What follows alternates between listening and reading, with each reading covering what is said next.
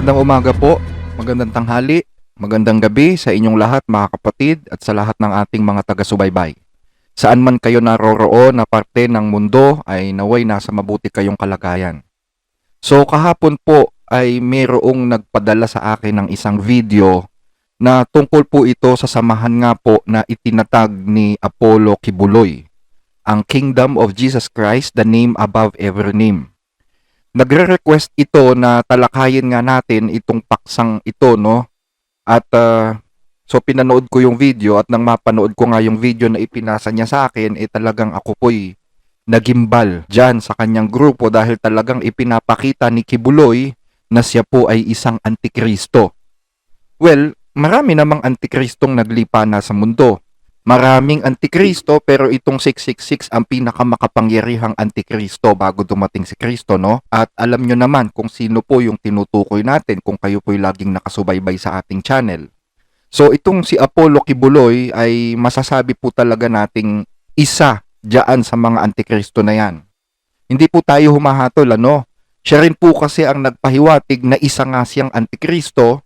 Base po yan sa pagkukumpara ng mga nakasulat sa Biblia at nung kanyang mga turo sa kanyang mga miyembro. So, bago natin umpisahan yung video na ipinasa sa atin, basahin muna natin ang John 3:16. Ito alam na ito ng lahat ng mga Bible readers.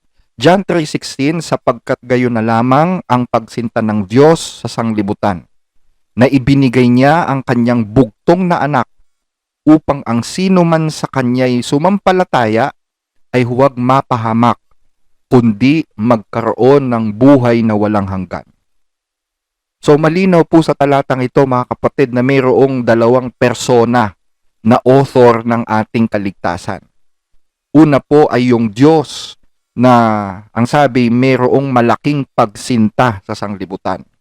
Inibig niya ang sanglibutan. So itong Diyos na ito na umibig o may malaking pag-ibig sa sanglibutan, ibinigay niya yung kanyang bugtong na anak upang ang sino mang sumampalataya doon sa bugtong na anak na ibinigay niya ay huwag mapahamak kundi magkaroon ng buhay na walang hanggan.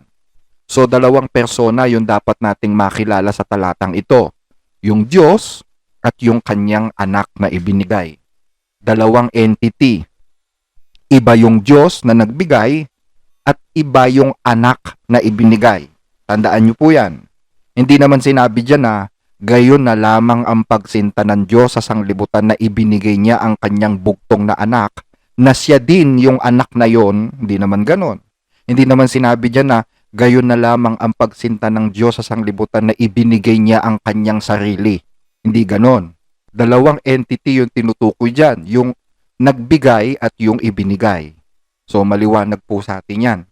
Ang tanong natin ganito, ano po ang mangyayari kapag inilaglag mo yung isa dyan sa dalawang persona na yan? Ano mangyayari sa'yo? O ano ang tawag ng Biblia sa'yo? Pakinggan ninyo dito sa unang Juan chapter 2 verse 22. Sino ang sinungaling? Kundi ang tumatanggi na si Jesus ay siyang Kristo. Ito ang antikristo. Sa makatwid ay ang tumatanggi sa Ama at sa Anak. So yung tumatanggi sa Ama at sa Anak, antikristo daw yon, sabi sa Biblia. Dapat kasi dalawa eh. Hindi mo pwedeng alisin yung Ama at yung Anak ang itira mo, or alisin mo yung Anak and then ang tatanggapin mo lang is yung Ama. Dapat dalawa. Wala kang aalisin dyan. Antikristo ka kapag ganun ang ginawa mo. So balik tayo sa John 3:16. For God so loved the world that He gave His only begotten Son, that whoever believeth in Him should not perish, but have everlasting life. Tanungin naman natin ang grupo ni Kibuloy. Ano ang paliwanag nila dyan sa John 3:16? Ito, pakinggan ninyo. Po ang pagpapasalamat natin sa ating makapangyarihang Ama, ating Panginoong Jesucristo, sapagkat ipinadala niya ang kanyang hinirang na anak, na sa pamamagitan niya ang sanglibutan ay maliligtas, at kung sino man ang sumampalataya sa kanya ay kailanman ay hindi mapapahamak, kundi magkakaroon ng buhay na walang hanggan. Kaya't patuloy po tayo sa panonood sa lahat ng programa ng hinirang na anak ng Diyos, dito lamang sa Sunshine Media Network International.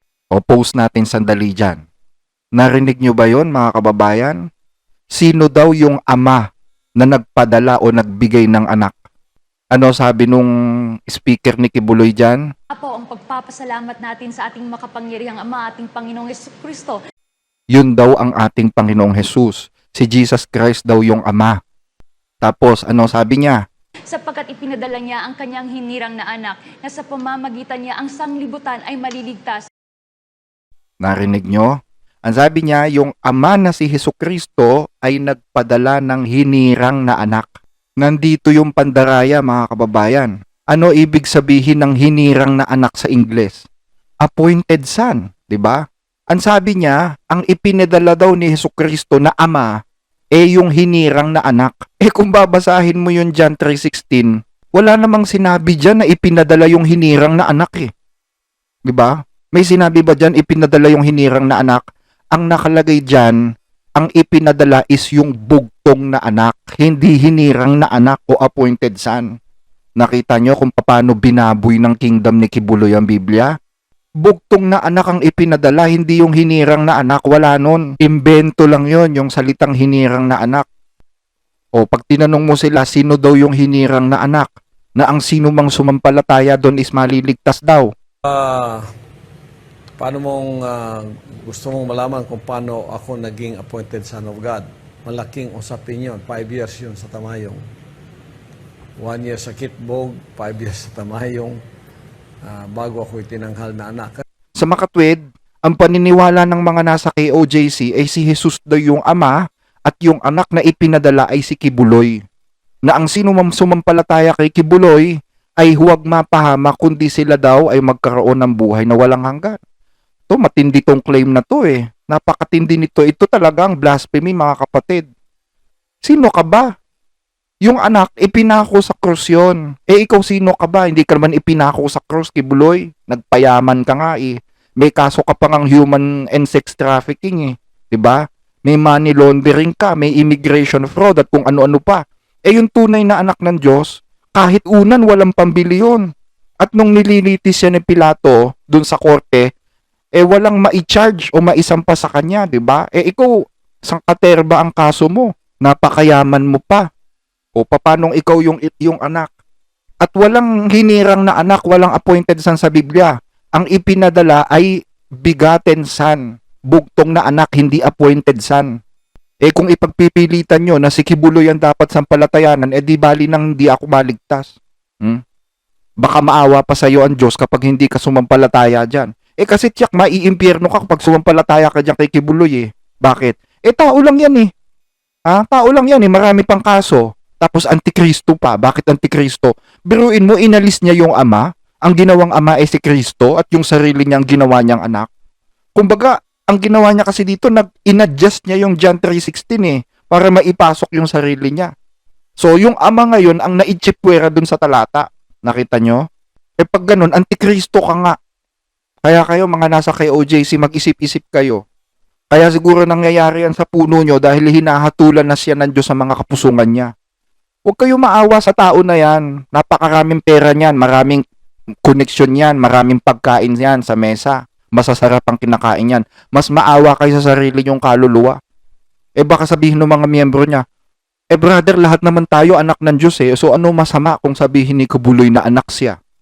Mali. Mali yun. Hindi tayong lahat ay anak ng Diyos. Tandaan nyo.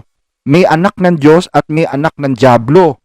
Ang sabi sa 1 John 3:10, dito nahahayag ang mga anak ng Diyos at ang mga anak ng Diablo. Ang sino mang hindi gumagawa ng katwiran ay hindi sa Diyos, ni ang hindi umiibig sa kanyang kapatid. So hindi pwede na anak ka ng Diablo, anak ka pa rin ng Diyos. No. Hindi lahat ng tao anak ng Diyos. Maraming anak ng demonyo sa panahong ito. At pangalawa, ang dapat sampalatayanan is yung bugtong na anak, yung begotten son, hindi yung appointed son. Walang appointed son sa Biblia. Ang nakalagay sa Biblia, yung mga believers o mga sumasampalataya, sila po ay adopted son. Hindi sila appointed son. Inampun lang tayo, kaya wala tayo sa lugar para mag-claim o ang sino man para mag-claim na siya yung bugtong na anak. Walang ganon. Walang sino man tao sa mundong ito ang pwedeng magsabi na siya'y begotten son. Kasi, pag sinabing adopted, hindi naman tayo tunay na anak eh. Tayo'y nilalang mula sa alabok. Hindi tayo katulad ni Kristo na sa sinapupunan ng Diyos. Nakuha nyo mga kababayan, mga kapatid? At pangatlo, ang anak ng Diyos ipinako sa krus. Hindi nagpayaman sa Davao. Kaya maling-mali yung paniniwala ng mga kay OJC eh. Maniwala kayo, maiimpyerno kayo dyan. Sa paniniwalang yan, hindi ako may sabi, hindi ako mahatol. Sabi ng Biblia yon, aral ng Antikristo yung tinuturo ng puno nyo. At eto pa ang matindi dyan, ano? Dahil nga si Kibuloy ay nasobrahan sa kapusungan niya sa Diyos. Biruin ninyo, pati yung panalangin na Our Father na itinuro ni Kristo, binago. Alam nyo ba na may sariling bersyon ng Our Father ang KOJC at sobrang blasphemous ng version nila mga kababayan. Ang tawag nila dyan sa version nila ng Our Father is yung prayer of fulfillment, confession and affirmation of sons and daughters. Yan ang tawag nila dyan, prayer of fulfillment. Ito pakinggan natin yung Our Father na version ng KOJC mga kababayan.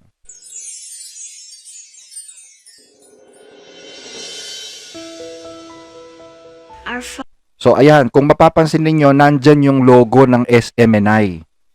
Meaning ini-ere ito sa SMNI. At mamaya ipapakita ko sa inyo na itong prayer na ito talagang ginagamit as congregational prayer. Our Father who is in heaven on earth. Teka, ano sabi? Our Father who is in heaven on earth. So sa paniniwala nila Kibuloy, ang heaven nasa earth. Ayan Our Father who is in heaven on earth. Yung langit nila nandito na sa lupa. Kaya ang isip nila panlupa eh. Hanggang dito lang sa lupa eh. Sa mga material na bagay dito, ito langit nila. Kaya kawawa talaga mga miyembro dyan eh. Hanggang lupa lang ang pag-asa ninyo. At wala sa Biblia yung Our Father who is in heaven on earth. Ang sabi sa Biblia, Our Father which art in heaven. Nakuha nyo? Holy be your name through your Son. Ayan, holy be your name through your Son. Tapos ipinakita si Kibuloy. Ibig sabihin, mapupuri mo ang Diyos, hallowed be thy name through your Son, mapupuri mo ang Diyos kung pupurihin mo muna si Kibuloy. Your kingdom has now come. Your will is now being done on earth, as it is being done in your new heaven. Your will is now being done on earth as it is being done in your new heaven. May new heaven na sila. Kung babasahin mo sa Biblia, wala pang new heaven ngayon, no? Lilikhain pa lang yon after 1,000 years ng paghahari ng mga naligtas. Wala pa ngayong new heaven. Your new Jerusalem, your Garden of Eden restored. Ayon. Yung palang New Heaven na tinutukoy nila dyan is yung New Jerusalem. Yung Garden of Eden restored. At nasaan daw yon? Yung nasa Davao. Yung mansyon niya doon. Imagine that. Panlupa talaga ang pag-asa nitong iglesyang ito eh. At palibhasa, walang malay sa Biblia yung mga miyembro. Kaya kung ano-ano pinagtuturo ng leader. You had given us our daily manna of revelation through your Son. Ayan. Daily manna of revelation through your Son. So yung sinasabi ni Kristo na hindi lamang sa tinapay mabubuhay ang tao kundi sa bawat salitang lumalabas sa bibig ng Diyos, ang tinutukoy pala nila doon is yung mga salita ni Kibuloy. Daily manna of revelation through your Son. Doon sila mabubuhay. You have delivered us from evil. For Satan, Lucifer, the devil is totally vanquished. For Satan, Lucifer, the devil is totally vanquished. Totoo ba yan? Vanquished na ba si Satanas? Naglipa na nga mga demonyo sa mundo ngayon tapos sasabihin mo totally vanquished na si Satanas? Mali na naman yan. Since April 13, 2005, he is no longer in power. Ayan. Since April 13, 2005, he is no longer in power. Matindi ka talaga. Hanggang ngayon, napakasama ng mundo. At lalo pang sumasama. Tapos sasabihin mo, no longer in power si Satanas noong 2005 pa. I as your Son has completed the works of salvation. Ito matindi. As your son has completed the works of salvation. Tapos ipinakita yung mukha ni Kibuloy. So si Kibuloy na daw yung nag-complete ng works of salvation. Payag ba kayo doon? Ito napaka-blasphemous nito. Napaka-blasphemous nito. Pero mo, as your son, tapos ipapakita si Kibuloy, has completed the works of salvation. Matindi, ano? Sarili nga niya, hindi niya maligtas eh. Hindi niya nga maligtas sarili niya sa kamay ng gobyerno eh. Tapos siya pa magliligtas ng mga tao. Malaking kalokohan yan. Malaking kalokohan yung panalangin na yan. Yan ay panalangin sa demonyo. Panalangin ng Antikristo yan, mga kababayan. He is now enthroned as the King of the new creation. You have made us your sons and daughters, permanently and completely free from the serpent's seed, molded after your true and perfect manifestation. Your Son, the ruler of your kingdom nation, as your glory now rests in your temple. This is the time for the flight of the eagles. Almighty Father, this is now your day. We now reign in power, authority, dominion, and victory. You have given us wisdom, knowledge, and understanding. Oh, you have given us knowledge, wisdom, and understanding. Bulag na bulag nga mga miyembro sa mga maling pinagtututuro niya eh. Tapos, given us knowledge, wisdom, and understanding. Pag nananalangin ka niyan, lalo kang mawawala ng understanding, maniwala ka.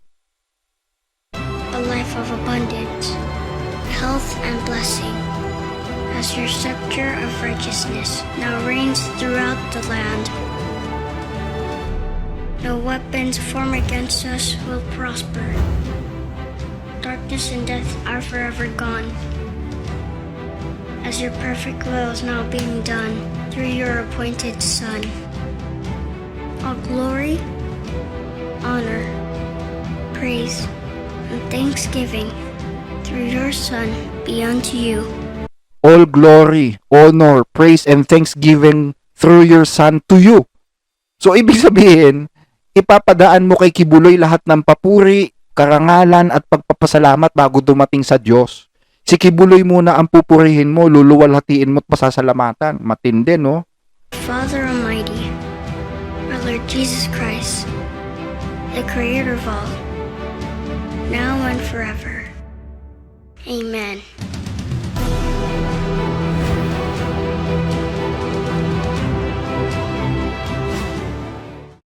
Oh. Nakita nyo kung gaano winalang yan ni Kibuloy ang Lord's Prayer at kung paano niyang pinusong ang Diyos. Oh. Kaya nga siguro ibinagsak ng Diyos yan eh. Nagtatago ka ngayon sa ilalim ng lupa. Tama talaga yung Biblia eh. Ito meron tayong babasahin dito sa Jeremiah chapter 49 verse 16. At tingnan ninyong mabuti mga kababayan kung ito ay lumalapat kay Kibuloy, ano? Tungkol sa iyong mga kakilabutan, dinaya ka ng kapalaluan ng iyong puso, o ikaw na tumatahan sa mga bitak ng bato na humahawak sa kaitaasan ng burol, bagaman iyong pataasin ang iyong pugad na kasing taas ng agila, aking ibababa ka mula roon, sabi ng Panginoon. Ang sabi diyan, tungkol sa iyong mga kakilabutan, thy terribleness hath deceived thee. Sa sobrang terrible ng mga pinagsasasabi mo, dinaya ka ng kapalaluan ng iyong puso. O napaka-terrible na kasi ng mga sinasabi niya eh. Hindi na normal eh. O ikaw na tumatahan sa mga bitak ng bato. Ano ba yung Pilipinas? Di ba mga isla? Archipelago tayo eh. Parang mga bitak ng bato yung ating bansa kung titingnan mo sa ere eh. Kung titingnan mo mula sa langit, parang mga bitak ng bato eh. O tapos sabi diyan na humahawak sa kaitaasan ng burol. O di ba totoo na si Kibuloy ay nasa paanan ng bundok ng Apo? Sa pinakamataas na bundok sa Pilipinas, doon nga daw siya tinawag ng Diyos niya eh. At ang tawag niya doon sa lugar na dalanginan nila, Tamayong Prayer Mountain. Diba? Tamayong Prayer Mountain. Ikaw na humahawak sa kaitaasan ng burol. Bagaman iyong pataasin ang iyong pugad na kasing taas ng agila. O tamang-tama talaga sa kanila eh. Ano yung nasa Lord's Prayer nila? Ang tingin nila sa sarili nila, sila'y mga agila eh. This is the time for the flight of the eagles. Faith can soar high up into the 10th dimension and become an eagle. Like me.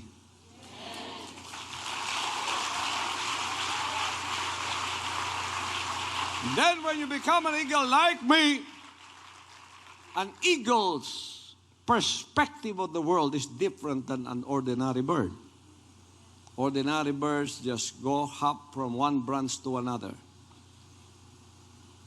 They cannot even go high up the mountain tops. They go from one place to another on the tree branches around. That is all that their perspective affords them. An eagle is different. An eagle's perspective is so different. He sees beyond the dimension and the horizon of what an ordinary bird can see. I can see all of you, but you cannot see all of me. So ano sabi ng Panginoon? Aking ibababa ka mula roon, sabi ng Panginoon. Nakita nyo, kaya si Kibuloy nasan ngayon? Ibinaba ng Diyos hanggang sa ilalim ng lupa. Doon siya ngayon nagtatago para wag mahuli ng gobyerno. Parehong-pareho sila nung nangyari kay Satanas eh. Ano nangyari kay Satanas? Isaias 14:13. At sinabi mo sa iyong sarili, ako'y sasampa sa langit. Aking itataas ang aking luklukan sa itaas ng mga bituin ng Diyos. At ako'y uupo sa bundok ng kapisanan sa mga kaduluduluhang bahagi ng hilagaan. Ako'y sasampa sa itaas ng mga kaitaasan ng mga alapaap. Ako'y magiging gaya ng kataas-taasan. Gayunman ay mabababa ka sa Sheol, sa mga kaduluduluhang bahagi ng hukay. Silang nakakakita sa iyo ay magsisititig sa iyo. Kanilang mamasdan ka na nagsasabi, ito ba ang lalaki na nagpayanig ng lupa, na nagpauga ng mga kaharian? Nakita nyo? Eh yung ginawa ni Kibuloy, namusong siya sa Diyos. Inalis niya yung ama at itinaas niya yung sarili niya. Kaya ano nangyari sa kanya? Oh, nandun siya ngayon sa ilalim ng lupa. 'Di ba? So ano katunayan? Na yun ngang prayer na yon, yung panalangin na yon na pinapalabas sa SMNI talagang panalangin niya ng kanilang kongregasyon. Ito, panoorin nyo. Kingdom Nation of sons and daughters, let us all pray the prayer of fulfillment, confession, affirmation of sons and daughters.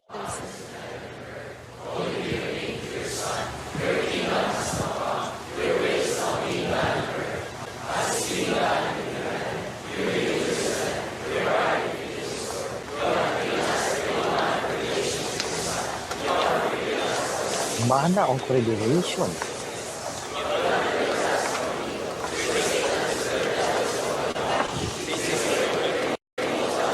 Is no longer in power.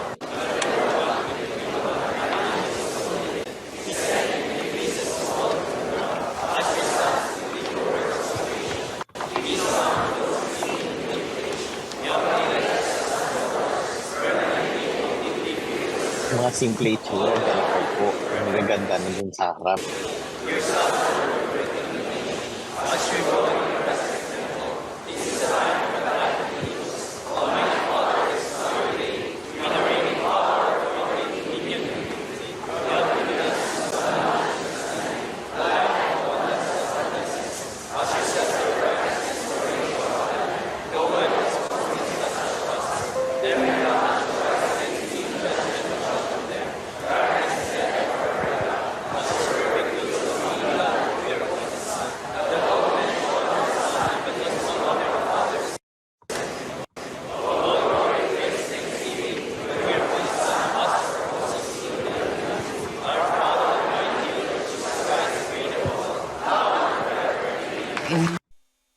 Nakita nyo kung paanong niloko ni Kibuloy yung mga miyembro niya? Kung totoo man yung statistics nila na 6 na milyon sila, ibig sabihin 6 na milyon din ang ginawa ni Kibuloy na Antikristo. Siyempre pag naniwala ka sa aral ng Antikristo, ang tendency na niyan, yun ang ilalagay mo sa isip mo, yun ang ilalagay mo sa puso mo. So magiging Antikristo ka na rin. Nakuha nyo mga kapatid? So I think hanggang dito na lang yung ating pagtalakay. Isa lang po ang ating panawagan mga kababayan, marami pang susunod na katulad ni Kibuloy. Pag wala kang alam sa Biblia, isa ka sa mga madadaya na mga ganyang mga ngaral sa ating panahon. Kaya equip yourself with the Word of God. Read your Bible, pray, and ask for the guidance of the Holy Spirit. That's the only way that you can have wisdom and knowledge about the truth. Maraming salamat po sa inyong pakikinig, and again, to God be the glory.